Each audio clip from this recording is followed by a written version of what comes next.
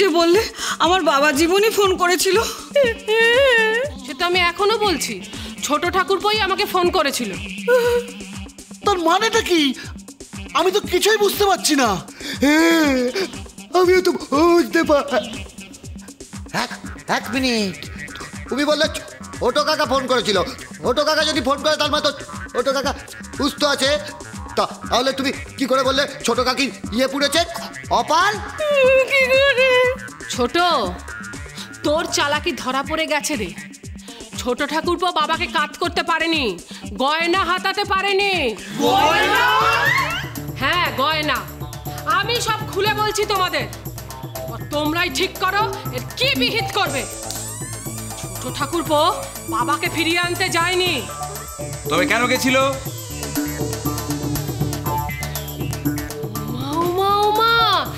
Many, তুমি ফিরে এসেছো? কি করে ফিরলে এত রাতে? কি কথা ছিরি!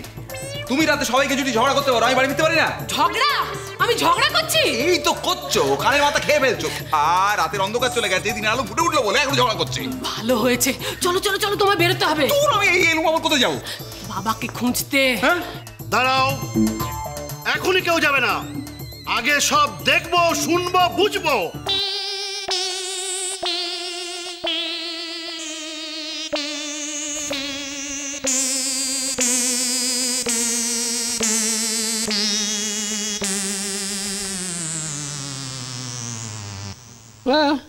কোথায় গেল বলুন তো? কি যেন কোথায় গেল?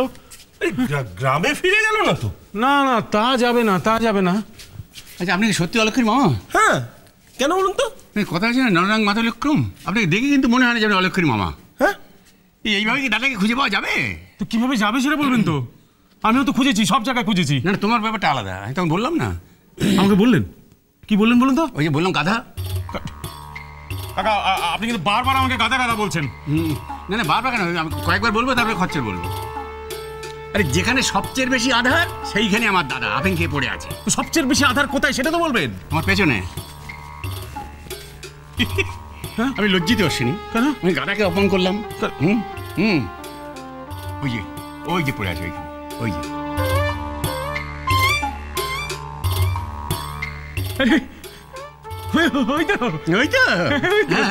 এতক্ষণ তো নিজের ন্যাজ নিজে খুঁজছিলে। ডাকছো কেন? তুমি পারমিশন নিয়েছো? কি সব যাতা বলছেন? আপনি শুনুন তো, আপনি শুনুন, আমি দেখছি। কাকা, হরি কাকা। মাসি জোটেনি তার মেশো। না না না, দাদার মাসি না, তোমার মাসি জোটেনি। ও হরি কাকা, হরি কাকা চোখ খুলুন। ও হরি কাকা, তুই খোল। হ্যাঁ বলছে আমায় খুলতে। ওইভাবে হবে না অশ্বিনী, ওইভাবে হবে না।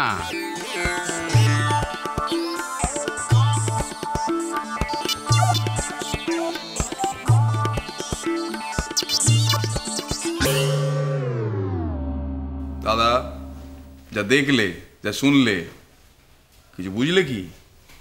বুঝলুম। কি? বাবা গেছে গয়না নিয়ে, বিষ্টু গেছে সেই গয়না আনতে, আর বিদেশ বিয়ে না করে পালালো। কি সুন্দর বুঝে গেছে, কি বুদ্ধি গো! সবটা রেল লাইনের মতো সোজা নয়, গোষ্ঠীর পিন্ডি বুঝেছো? বুঝেছি, আমি বুঝেছি। বলি এটা কেমন হলো? আমার ছেলেটাকে নিয়ে গিয়ে ভুলিয়ে ভালিয়ে অমনি বিয়ে দিয়ে দেওয়া হলো। কাজটা কিন্তু ভালো হলো না, এটা আমি বলে দিলাম। এই ছোট, কাকে ধমকি দিচ্ছিস তুই? তোর ছেলের বিয়ে আমরা দিয়েছি?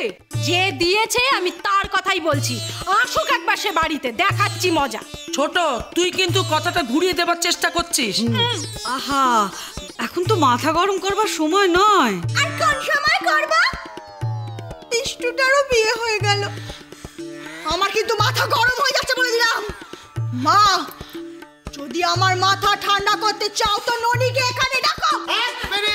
এক মিনিট, এখন কিন্তু কোনো ঝগড়া নয়, কোনো ননি নয়।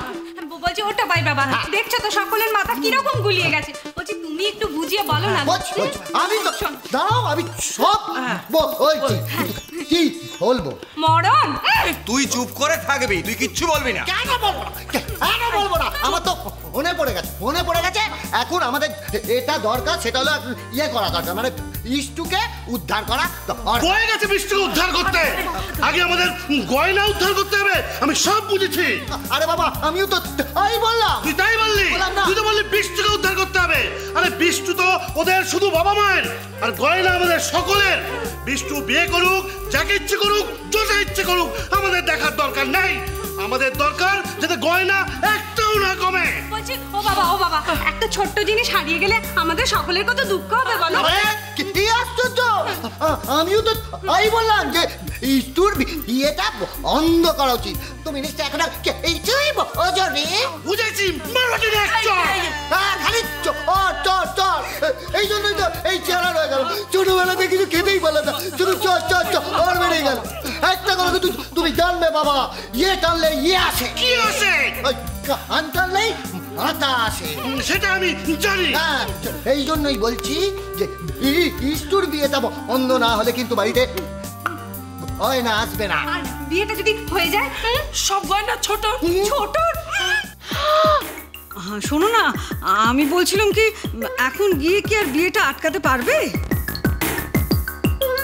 না, আটকাতেই হবে। তুই চুপ কর তো, সব কথা বল। আমি কথা বলছি তো। আরে বাবা, বিয়ে যদি হয়ে যায় তাহলে তুই কি করে আটকাবি?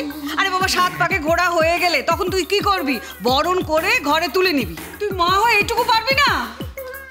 লাভ নেই, মেয়েকে শিখিয়ে কোনো লাভ নেই মাসিমা। বিষ্টু 7 পাক ঘুরলে আমরা উল্টো পাক ঘোরাবো, তবু ওই মেয়েকে এই বাড়ির বউ হয়ে কিছুতেই ঢুকতে দেবো না। আপনি কি বলতে চাইছেন সেটা জানি। আপনি চাইছেন যে বিয়েটা হয়ে যায় আর শ্বশুর মশাই সমস্ত গয়নাগুলো বিষ্টুর বউকে দিয়ে দিই, কিন্তু আমরা তো সেটা হতে দেব না। কিছুতেই দেব না মা, কিছুতেই দেব না। আচ্ছা তোমরা একটু ভেবে দেখো, আমি কি সুনামির জলে ভেসে এসেছি? আমি এবারে নাচবো নই, গয়না আমি পাবো না কেন? কেন পাবে না? আলাইসাত গয়না তোমাকে এতেই হবে। মেনি, তুমি এখনো দাঁড়িয়ে আছো কেন? যাবে না? আমি এখনো দাঁড়িয়ে আছি কেন? আমি যাবো না। এই নকুল কাকা। ও তোমাদের ঝগড়াঝাটি হয়ে গেছে? হ্যাঁ, ডাকছো কেন? চা করতে হবে? না, চা ডাল কিচ্ছু করতে হবে না, তোমার শুধু বলতে হবে শিবরাম মুরগি করে যেতে হয়। ওই তো যেভাবে বড়বাবু গেছে আর যেভাবে ছোটবাবু গেছে সেইভাবে যাবে। তারা কিভাবে কিসে গেছে সেটাই তো জানতে চাইছি। প্রথমে ট্রেনে, হ্যাঁ, তারপরে বাসে, তারপরে নদীতে মানে নৌকায়, তারপরে ভ্যান রিক্সায়। হ্যাঁ, তো কিছুতে এর মধ্যে কিছুতে একটা হবে। এই আমি তো কোনোদিন যাইনি, তাই জানি না। তবে তুমি কেন এখানে আছো? যাও ঘুমিয়ে পড়ো, আমি খুঁজে নেবো। হ্যাঁ, না মেজো ঠাকুরপো, আমি তোমাকে একা কিছুতেই যেতে দেব না। কেন দিদি? যাক না ও। আগের বারে ছোট ঠাকুরপো গিয়ে ছেলের বিয়ে সব বন্দোবস্ত করে ফেলেছিল। এই দেখো কি বলে, তাতে কি? আরে আমার তো ছেলে নেই, আমার তো একমাত্র মেয়ে। শুধু মেয়ে, আর যার বিয়ে নিয়ে কেউ হবে না। কিন্তু তোর যে ওখানে ভাইপো আছে, ভাইপোর বিয়ে দিতে রাজি হয়ে গিয়ে ওখানে গিয়ে অর্ধেক গয়না হাতাবি, তা তো আমি হতে দিতে পারি না। চলে যাও, এতে হবে না।